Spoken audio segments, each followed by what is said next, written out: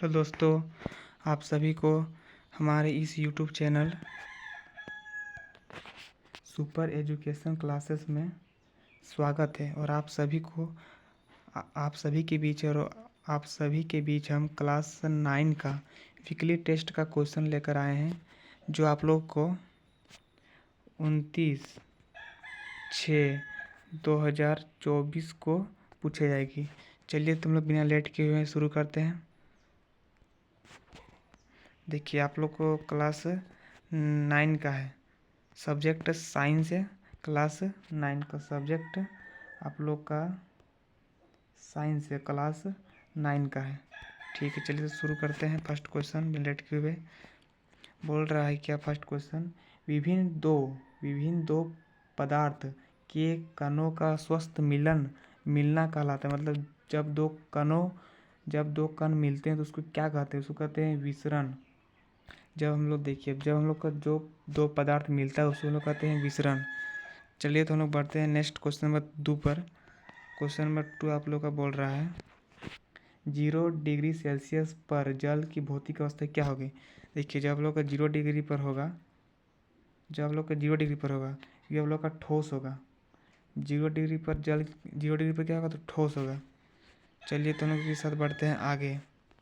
तीसरा number question पर बोल रहा है कि जो आप लोग का तापमान का एसआई मात्रक क्या है? तापमान का एसआई मात्रक मतलब तापमान का होता है टेम्परेचर क्या होता है? तो सेल्सियस होता है। तीसरा नंबर का होगा डी नंबर सटीक आंसर। चलिए हम बढ़ते हैं क्वेश्चन नंबर 4 पर। किसी पदार्थ का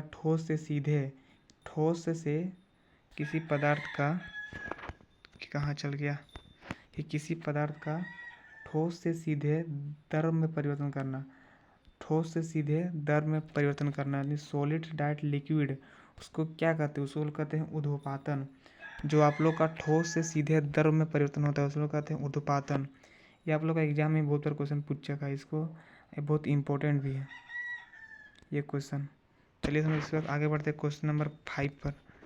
क्वेश्चन नंबर 5 पर हम लोग आगे बढ़ते हैं। आप लोग को बोल रहा है क्वेश्चन नंबर 5, किसी पदार्थ का गैस से सीधे द्रव में परिवर्तन होना। किसी पदार्थ का गैस से सीधे द्रव में परिवर्तन होना। गैस से सीधे द्रव में परिवर्तन को हम लोग क्या कहते हैं? उसको हम लोग बोलते हैं संघनन बोलते हैं। कंसंट्रेशन संघनन। चलिए तो हम लोग बढ़ते हैं क्वेश्चन नंबर 5 पर। 5 हो गया। आप लोग क्वेश्चन नंबर 6 में पढ़ते हैं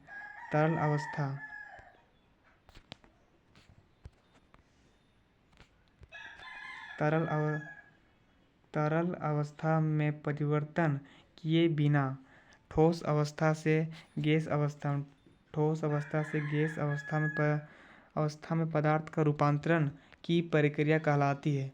तो तरल अवस्था से परिवर्तन किए बिना ठोस से, तो देखिए तरल अवस्था में परिवर्तन किए बिना ठोस अवस्था में सीधे गैस अवस्था में परिवर्तन रूपांतरित होता है, इसे क्या कहते हैं? उसको लोग बोलते हैं वाष्पीकरण। चलिए हम लोग बढ़ते हैं क्वेश्चन नंबर 7 पर।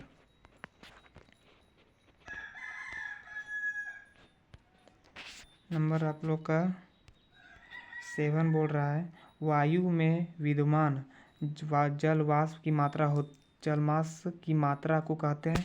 तो वायु में जो जल विद्यमान है जल वाष्प की मात्रा को कहते हैं, तो वो बोलते हैं आर्द्रता।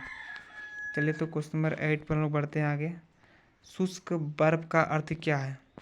देखिए, शुष्क बर्फ का अर्थ क्या होता है? तो होता है ठोस कार्बन डाइऑक्साइड। चलिए तो हम बढ़ते हैं क्वेश्चन नंबर 9 पर आगे।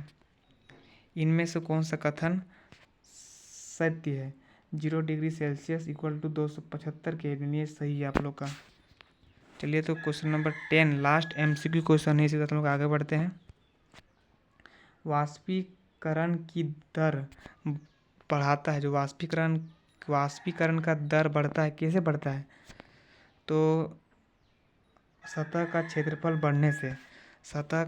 बढ़ने से आप लोग का बढ़ता है। तो इसका होगा 10 का ए नंबर। चलिए तो हम लोग बढ़ते हैं अब सब्जेक्टिव टाइप क्वेश्चन में। तो आप लोग का है जल का गलनांक तथा क्वथनांक बिंदु क्या है? जल का क्वथनांक तथा गलनांक बिंदु क्या है? क्वेश्चन नंबर देखते हैं इसका आंसर। देखिए जो जल का क्वथनांक बिंदु है आप लोग का 0 डिग्री सेल्सियस है, कि आप लोग का क्वथनांक है। और ये और जल का गलनांक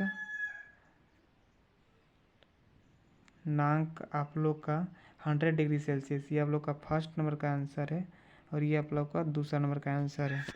चलिए तो क्वेश्चन नंबर अब जाते हैं 12 पर।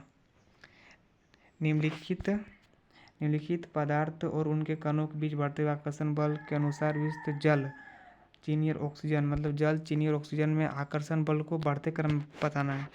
देखिए तो पहला आप लोग का होगा चीनी, नंबर में आप लोगों का जल होगा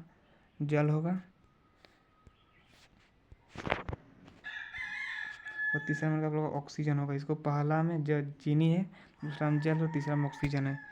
चलिए तो हम पढ़ते हैं 3 नंबर क्वेश्चन पर। तो ये क्वेश्चन आप लोग अपने से बना लीजिएगा, आप लोग इसको स्क्रीनशॉट ले लीजिए। क्वेश्चन नंबर इसको स्क्रीनशॉट ले लीजिए आप लोग का, बस ये लास्ट क्वेश्चन है। ठीक है, तो आप सभी को स्क्रीनशॉट ले लिए होंगे इस क्वेश्चन का। तो अब हम क्लास 9 का भी अपलोड कर देंगे, क्लास 11 का भी अपलोड कर देंगे। ठीक है, तो थैंक यू।